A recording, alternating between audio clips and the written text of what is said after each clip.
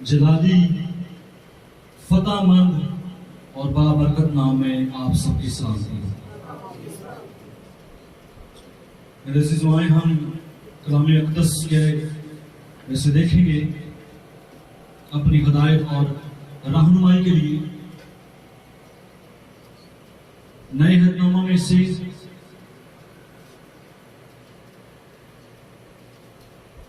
नए अहदनामा की पहली किताब मत्ती रसूल की इंजील, उसका 12वां बाब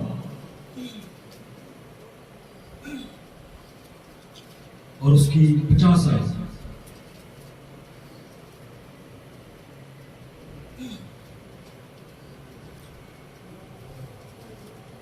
Gospel of Matthew chapter 12 and verse 15। कलाम मुक़द्दस में कुछ यूं मरकूम है, क्योंकि जो कोई मेरे आसमानी बाप की मर्जी पर चले वही मेरा भाई और मेरी बहन और मेरी मां है। कलाम पाक का पढ़ा, सुना, समझा और कबूल किया जाना हम सबों के लिए बाइस बरकत हो। खुदा उनका शुक्र हो। आमीन। तशरीफ रखिएगा।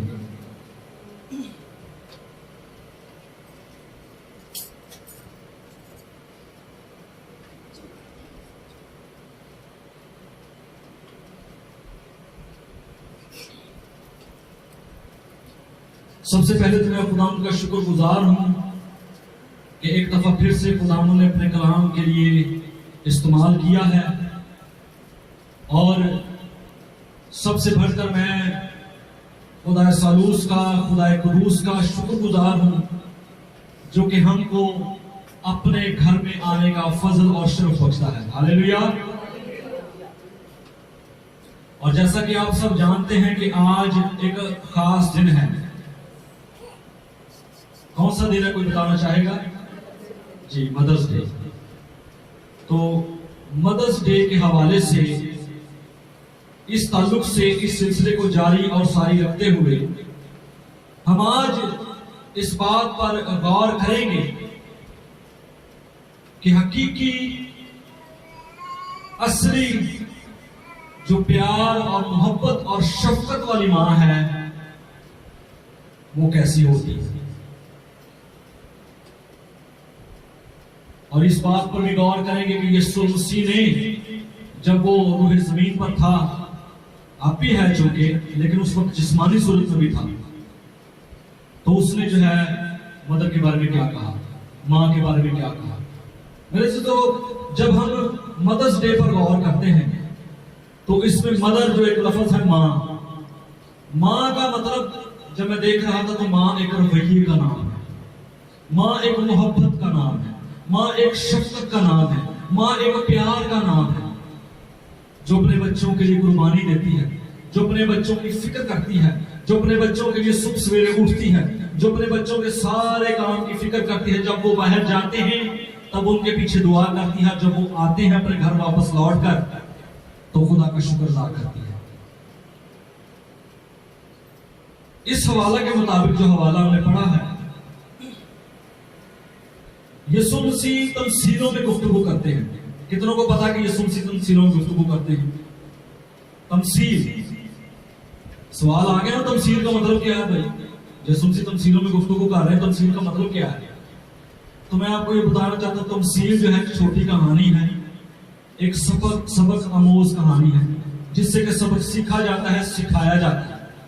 किसी बात को समझाने के लिए, किसी बात को आसान करने के लिए जो मकूला है, जो जुमला है, कई दफा यीशु मसीह ने एक एक जुमले की भी तमसील करी है।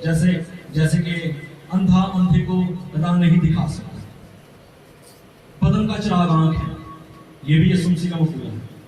तो मेरे से तमसील का जो मतलब है वो है छोटी कहानी, सबक आमोज कहानी।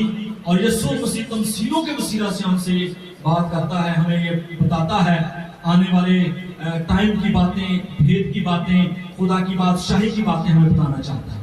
और ये जो आयत मैंने अभी पढ़ी है, ये भी तमसील का ही एक जो है पार्ट है।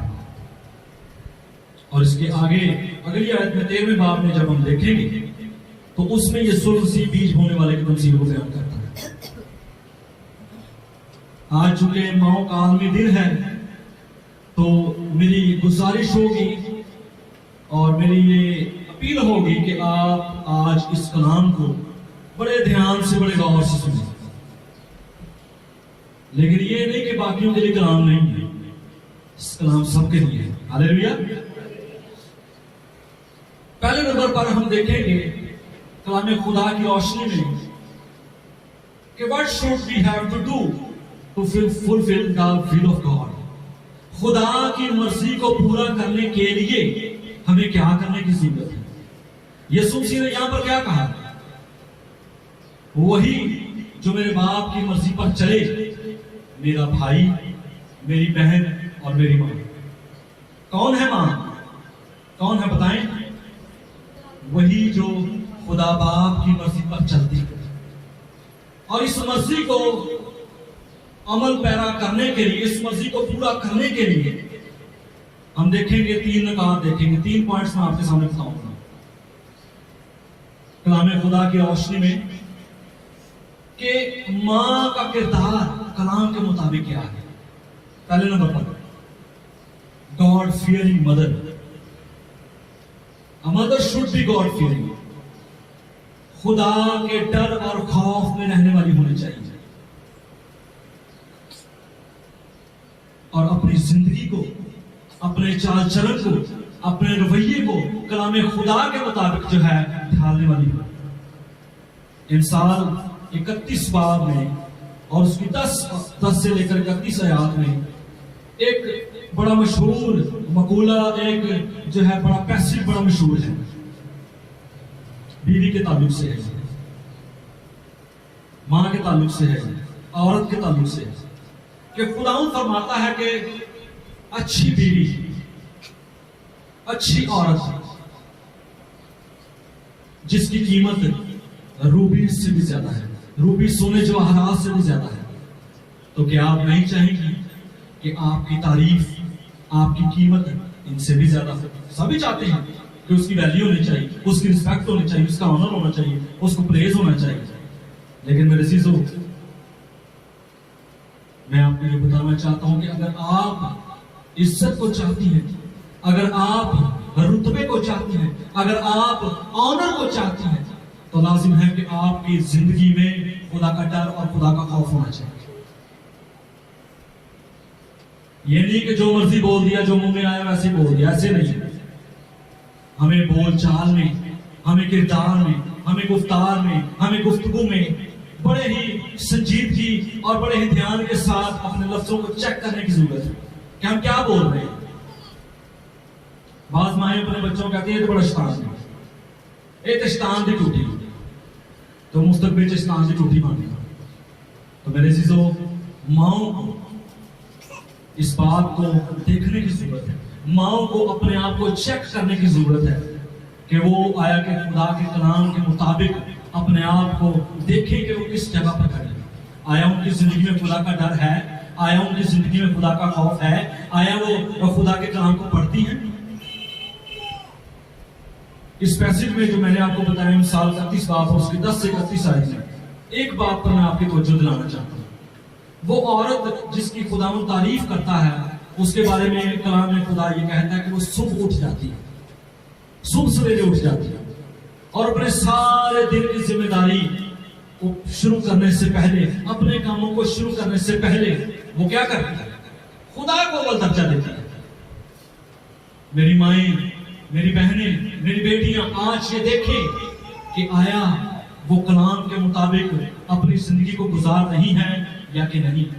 आपकी जिंदगी में खुदा का अव्वल दर्जा है या कि नहीं?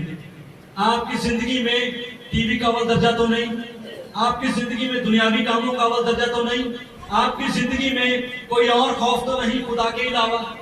अगर है तो आपको आज दूर करने की जरूरत है। मेरे से ये कलाम आपके लिए है कि आप आज देखें कि आप अपनी जिंदगी में खुदा का डर और खौफ रखें, कलाम मुकद्दस को पढ़ें और सबसे पहले जब उठती हैं आप तो कलाम खुदा को पढ़ें, खुदा को वतन जाए, खुदा के कदमों में झुक जाए, खुदा से मदद मांगे कि खुदावंद आज मेरा शौहर, आज मेरे बच्चे, आज मेरा मियां जब जाता है ड्यूटी पर, जब वो काम पर जाता है, है तो खुदा उसकी मदद करो। ये जिम्मेदारी किसकी है? ये आपकी जिम्मेदारी है। कामन तो चला गया है घर से, उसने भी हो, उसकी भी जिम्मेदारी है, लेकिन आपकी ज्यादा है क्योंकि आप घर पे हैं। इसलिए मैं आपकी तवज्जो दिलवाना चाहता हूं, और कलाम भी ये कहता है कि ऐसी औरत की खुदा भी तारीफ करता है। 30 आयत को पढ़ें, मिसाल 31 बाब और उसकी 30 आयत। कोई भी बाब आवाज़ बुलंद जो है पढ़ने में रहनुमाई कर सकता है। मिसाल उसका 31 चैप्टर और वर्स नंबर 30।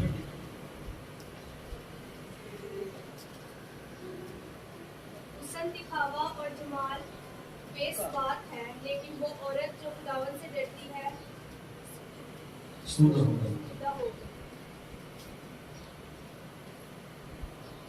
इंग्लिश में लिखा है let her own works praise her in the gets.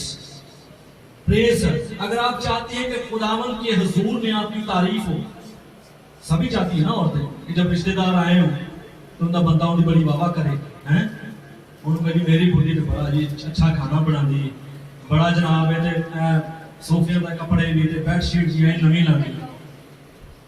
लेकिन मेरे चीजों मैं आपको ये बताना चाहता हूं कि अगर आप ऐसा चाहती हैं तो कलाम खुदा ये कहता है कि आपके दिल में खुदा का खौफ होना चाहिए, आपके दिल में खुदावंद का अव्वल दर्जा होना चाहिए, तब ही आपकी तारीफ होगी, तब ही आपका शौहर भी आपको पसंद करेगा, आपके बच्चे भी आपकी तारीफ करेंगे और खुदा खुद आपको सरपसंद करेगा। हालेलुया।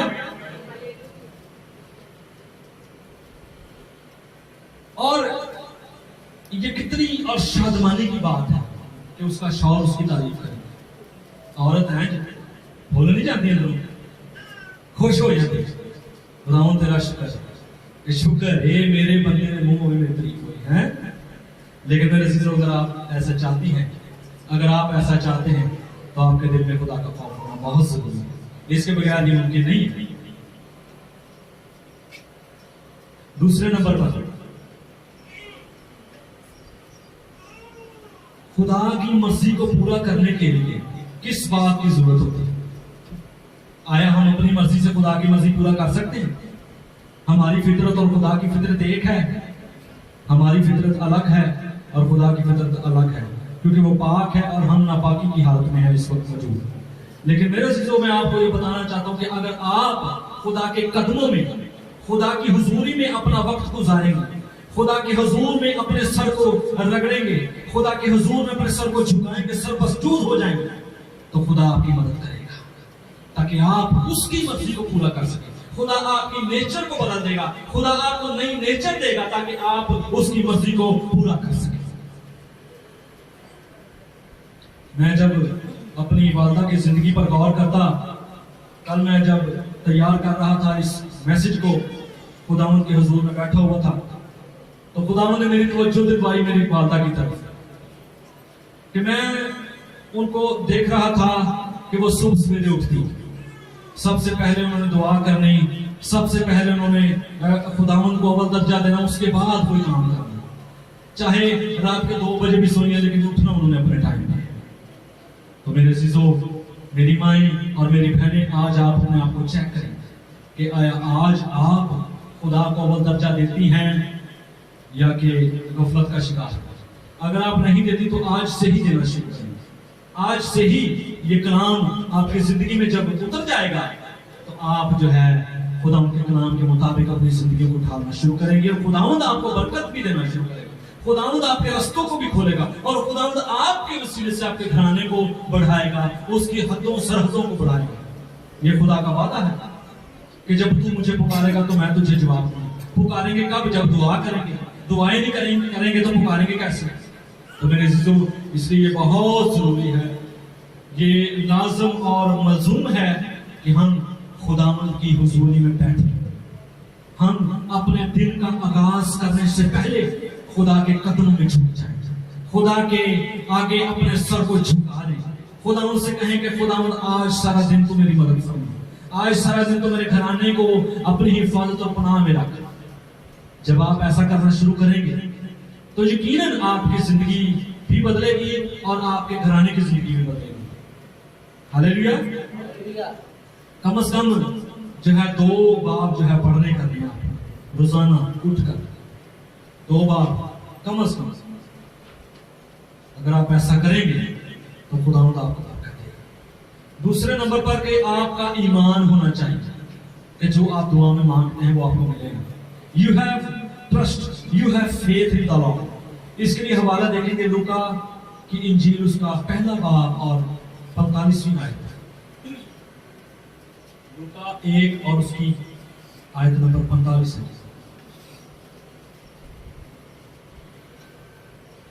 मैं पढ़ता हूं। और मुबारक है वो जो ईमान लाई, क्योंकि जो बातें खुदावंद की तरफ से उससे कही गई थी वो पूरी होंगी। ईमान, मेरा इस आयत में से फोकस होगा ईमान। पहले नंबर पर मैंने आपको बताया कि आपकी जिंदगी में खुदावंद का डर और खौफ होना चाहिए। दूसरे नंबर पर मैं आपको बताना चाहता हूं कि आपकी जिंदगी में ईमान होना चाहिए। जिंदगी में मुश्किलात, परेशानियां, दुख, मुसीबतें, तंगियां आती हैं, जिंदगी का हिस्सा है। लेकिन मेरे चीजों, अगर आप खुदा का कलाम पढ़ने वाले होंगे, अगर आपके दिल में खुदावंद का कलाम होगा तो आपको बर वक्त वो कलाम याद आएगा। और जब बर वक्त खुदा का कलाम याद आएगा तो आपका ईमान बिल्डअप होगा और आप उस मुश्किल के सामने डटे रहेंगे। आप उस मुश्किल का मुकाबला करेंगे, आप उसको डर देंगे और हुक्म देंगे कि मेरी नाहों से दूर हो जाए। जब आप ऐसा करेंगे तो खुदावंद भी अपने वादों में सच्चा और आदर है। मेरे से तो अपने आप कुछ नहीं होता। अगर ये मोबाइल यहां पर पड़ा रहे तो ये क्या अपने आप चलता है? नहीं चलता। अगर पंखे का बटन दबाएंगे तो वो चलेगा, वैसे नहीं चलेगा। इसी तरह मेरे चीजों, कुछ काम आपके करने वाले हैं और बाकी के काम खुदावंद खुद करता है। अगर आप आज खुदा के डर और खौफ को अपनी जिंदगी में लेना चाहते हैं, अगर आज आप खुदावंद पर भरोसा रखेंगे तो यकीनन उसके वादे भी आपके साथ हैं। उसके जो है कौल और करार हूबहू वो आपकी जिंदगी में पूरे होंगे। ईमान सुनने से पैदा होता है और सुनना किससे? मसीह के कलाम से, खुदा के कलाम से। रोमियो उसका 10 और उसकी 17 में ये लिखा है कि ईमान सुनने से पैदा होता है। आज बहुत से लोग बाइबल नहीं पढ़ते। जिसको पूछ ले आपकी बाइबल रीडिंग कितनी है, कहता भाई साहब कुछ ना पूछो, बस कितने फंसे हैं वो पता ही नहीं। डबल जॉब, इधरों आए उधर निकल गए, उधरों आए इधर निकल गए। ना खुदा के घर की परवाह है, ना खुदा के कलाम की परवाह है, ना किसी और बात की। तो मेरे से जो बाइबल रीडिंग को यकीनी बनाइए, बाइबल को जरूर पढ़ें, क्योंकि ये कलामी हक है। और इसको जब आप पढ़ते हैं तो जिंदगी की नदियां आप में से बहना शुरू होती हैं, जिंदगी की बातें आप में आना शुरू होती हैं।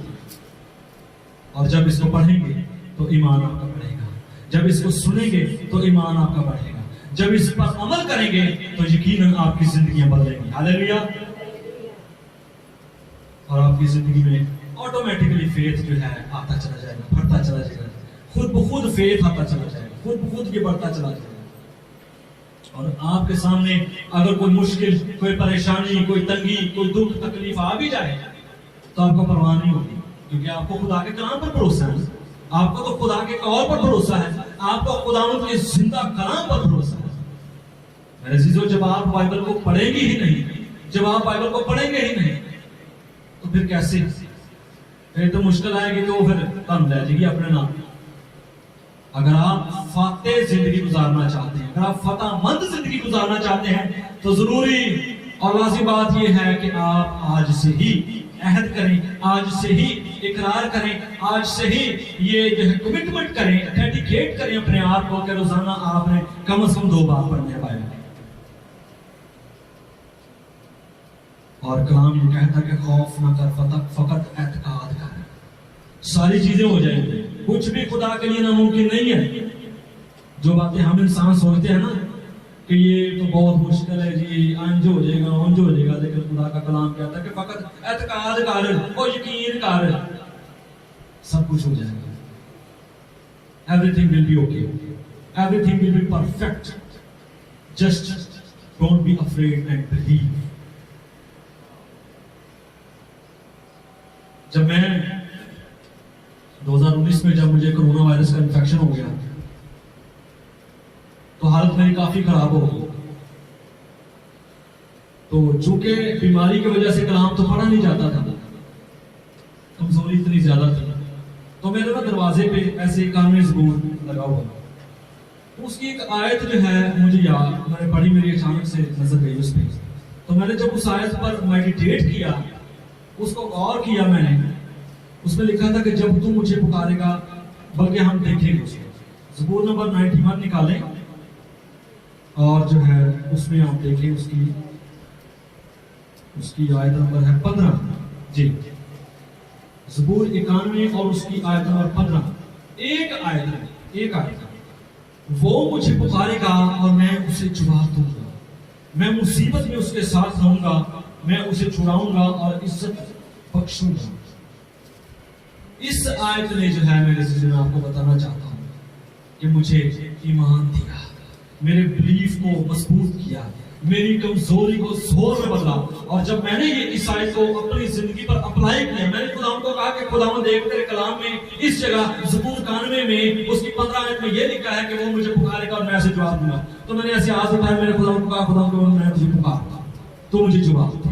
मैं इस वक्त मुसीबत में हूं, तू मेरे साथ है, मुझे पता है, और मुझे छुड़ा। मेरे चीजों बताना मैं ये चाहता हूं कि चाहे आपकी जिंदगी में कोई दुख आए, चाहे कोई परेशानी आए, चाहे कोई मुश्किल आए, चाहे कोई तंगी आए, अगर आप खुदा के कलाम को याद रखेंगे, अगर आपके दिल में खुदा का कलाम होगा, अगर आपके दिल में खुदा का डर होगा, तो आपको मुश्किल कभी भी जो है अपने साथ नहीं जा सकती, वो बीमारी कभी भी आपको नहीं मार सकती, वो समंदर आपको कभी भी डुबो नहीं सकता। मेरे से जरूरी और लाज़िम बात यह है कि आज से ये अहद करें, आज से आप इस बात को यकीनी बनाएं कि आपने खुदा का कलाम पढ़ना है, आपने रोजाना खुदा के कदमों में जाना है, आपने अपने दिन का आगाज खुदा की हुजूरी में बैठ कर करना है। रिजल्ट आपके सामने होगा, आपके कलाम और खुदावंद अपने वादों के मुताबिक जो है आपके साथ बर्ताव करेगा। और खुदावंद अपने वादों में सच्चा है, जिस तरह उसने मुझे उस कोरोना इन्फेक्शन से छुड़ाया, वो आपको भी छुड़ा सकता है। मुश्किल चाहे जितनी मर्जी बड़ी क्यों ना हो, खुदावंद छुड़ाने की कुदरत रखता है। खुदावंद का कलाम कहता है कि मारने वाले से ज्यादा बचाने वाले का हाथ जोरावर है। जो इंसान से नहीं हो सकता वो खुदावंद से हो सकता है।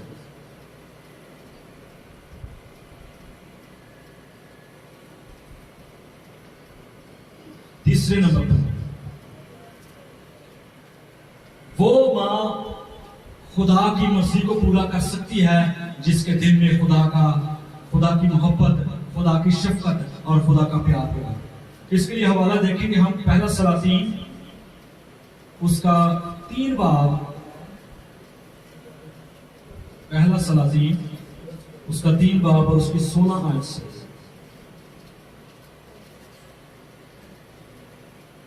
इन आयत में मेरे चीजों हमें सुलेमान बादशाह और उसके आगे 2 माओं का जिक्र मिलता है। 2 माएं और सुलेमान बादशाह, इसका वाक्य हमें इन आयत में मिलता है। एक मां खुदगर्ज है, एक मां लालची है, एक मां जो है खुदा के डर और खौफ से खाली है, एक मां जिसके दिल में मोहब्बत नहीं है, एक मां जिसके दिल में रहम नहीं है, एक मां जिसके दिल में ईमान नहीं है। लेकिन इसके बरक्स हमें दूसरी मां भी नजर आती है। दूसरी मां जिसके दिल में ममता है, दूसरी मां जिसके दिल में प्यार है, दूसरी मां जिसके दिल में अपने बच्चे के लिए तरस है, अपने बच्चे के दिल के लिए प्यार और मोहब्बत है।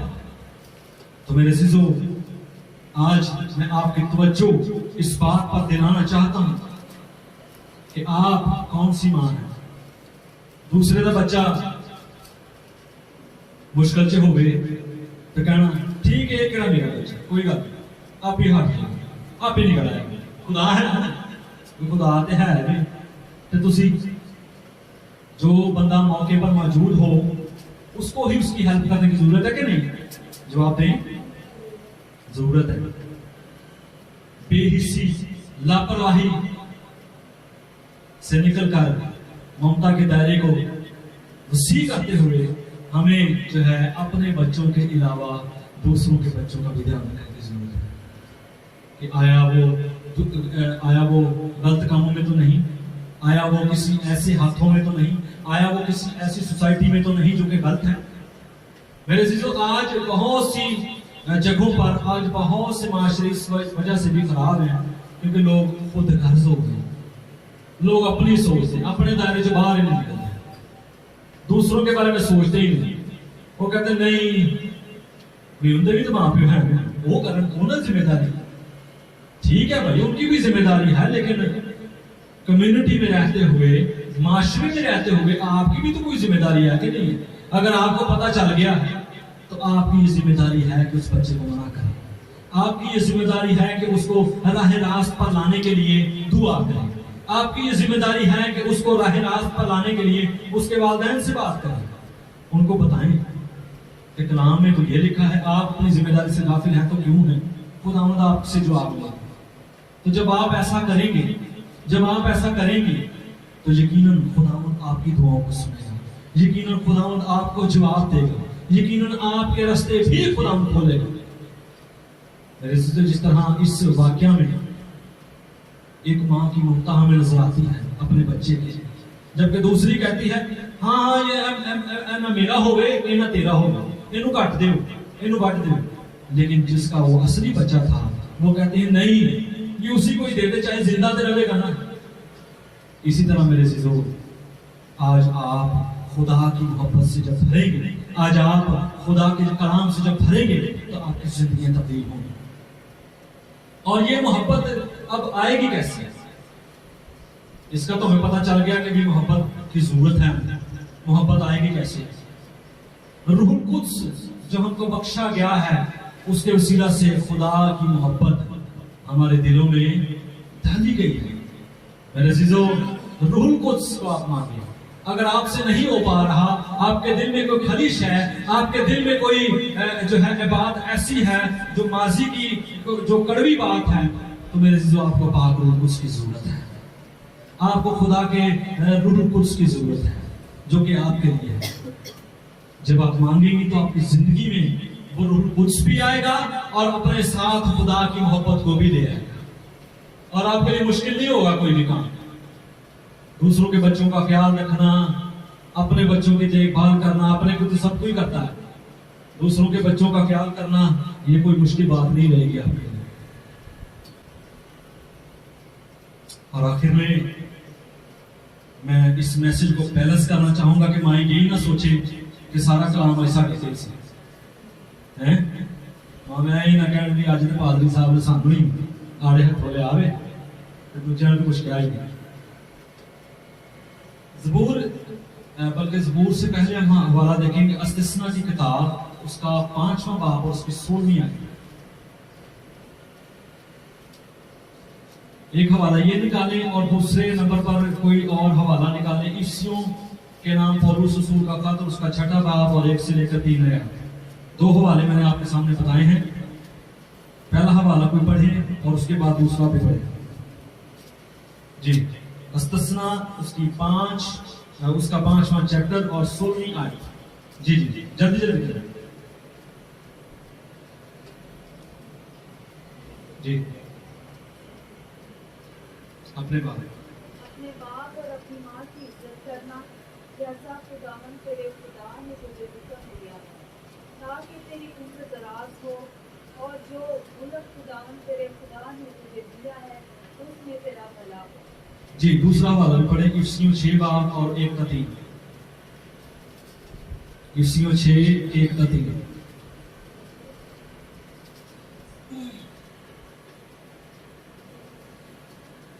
जी चले मैं पढ़। ऐ फर्जंदो, खुदावंद में अपने माँ बाप के फरमाबरदार था, क्योंकि ये वाजिब है।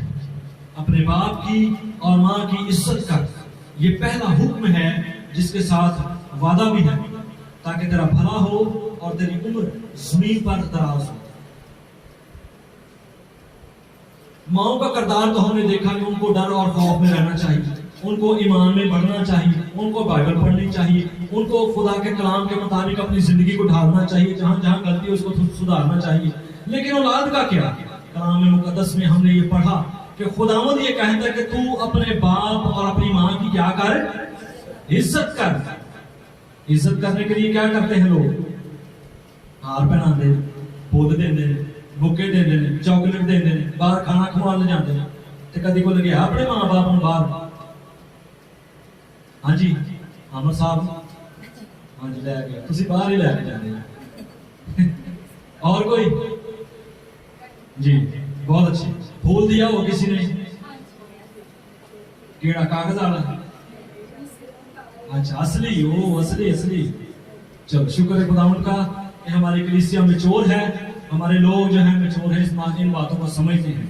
मेरे सिस्टर, जब आप इज्जत करेंगे, जब आप ऑनर करेंगे, और ऑनर आप माँ बाप का ही नहीं बल्कि खुदा का कर रहे हैं, जिन्होंने आपके ऊपर उनको रखा है। इस बात को समझे, बड़े गौर की बात है। आप अगर डिसरिस्पेक्ट करेंगे, आप अगर बेइज्जती करेंगे माँ बाप, तो आप माँ बाप की भी कर रहे हैं, खुदा की भी कर रहे हैं। बात को समझ रहे, फॉलो कर रहे हैं बात को। इनडायरेक्टली आप खुदा की बेइज्जती कर रहे हैं, इनडायरेक्टली खुदा को कह रहे हैं, खुदावंद तू चंगा नहीं कीता इन्होंने मेरे उत्ते ला के, तू चंगा नहीं कीता मैंने इत्थे पैदा करके। तो मेरे सिसो, आपको क्या करना है? जी जी बोले, इज्जत करनी है, ऑनर करना है, रिस्पेक्ट करनी है। क्यों? ताकि तेरा भला हो, ताकि तेरी उम्र दराज हो, ताकि तू अपने बच्चियां दे भी बच्चे बेचे। और ये तभी होगा जब आप अपने माँ बाप की इज्जत करेंगे। गो कि हम दुनियावी तौर पर प्रिकॉशंस को लेते हैं, हम उन बातों को भी देखते हैं कि कौन सी खुराक हमारे लिए ठीक है, कौन सा फूड हमारे लिए ठीक है, कौन सा फल हमारे लिए ठीक है, वो बातें एक तरफ। लेकिन कलाम का फॉर्मूला जो है ये सबसे बढ़कर है। हालेलुया। कलाम तो भी सानू फार्मूला है, भी तो इंजेक्शन है, ये ड्रिप पोली, ये पूरा पैकेज है। जो मेडिकल में है वो इस बात को समझते हैं, पूरे पैकेज को, कि अपने माँ और बाप की इज्जत कर, तभी तेरा भला होगा, तभी तेरी उम्र दराज होगी। फिर ही तो भले का मतलब है भी कि भाई खुदा तेन गड्डी भी दे सके, भले का मतलब खुदा तेन अच्छी जॉब भी दे सके।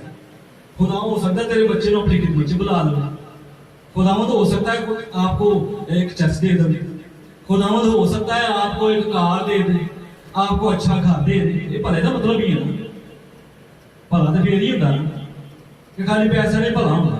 हर चीज जो खुदावंद हमें देता है वो भला भला है, खुदावंद की भलाई है। मेरे चीजों, औलाद खुदावंद की तरफ से मिरास है, इसकी जिम्मेदारी माँ बाप की है। लेकिन कुछ जो है औलाद की भी जिम्मेदारी है, कुछ उनको भी करने की जरूरत है। कुछ वो भी करें कि वो अपने बाप की और अपनी माँ की इज्जत करें, वो उनको ऑनर करें। कभी भूल दें अपने बाप को, कभी भूल दें अपनी माँ को, कभी कम्युनिटी में, कभी बैठे हुए रिश्तेदारों में उनकी तारीफ कर दें। तारीफ के दो बोल सकते हैं, कोई मजाइका नहीं। अगर वो आपकी परवरिश करते हैं तो क्या आपका नहीं फर्ज बनता? आपका भी तो फर्ज है कि अपने वालिदैन को एक्नॉलेज करें, खुदावंद की शुक्रगुजारी करें कि खुदावंद तेरा शुक्र है कि तू मैंने इन्ने अच्छे माँ बाप दिते हैं जेडे कि मेरी हर एक चीज का ख्याल रखते हैं। मैं बच्चों से भी मुखातिब हूं कि अपने माँ बाप की इज्जत करें। अगर आप चाहते हैं कि आपका भला हो, आपकी उम्र दराज हो, तो आपको अपने माँ बाप की इज्जत करना होगा। और एंड पर एक शेर मैं कहकर इसको खत्म करूंगा। मां जिंदगी का मरकज, सबर और करार है। मां एक चमन है जिसमें मुसलसल बहार है। मां लुत्फ है, सुकून है, शफकत है, प्यार है। मां एक अजीम नेमते परवरदिगार है। खुदा मुझे और आपको इस कलाम की वसीले से बड़ी बरकत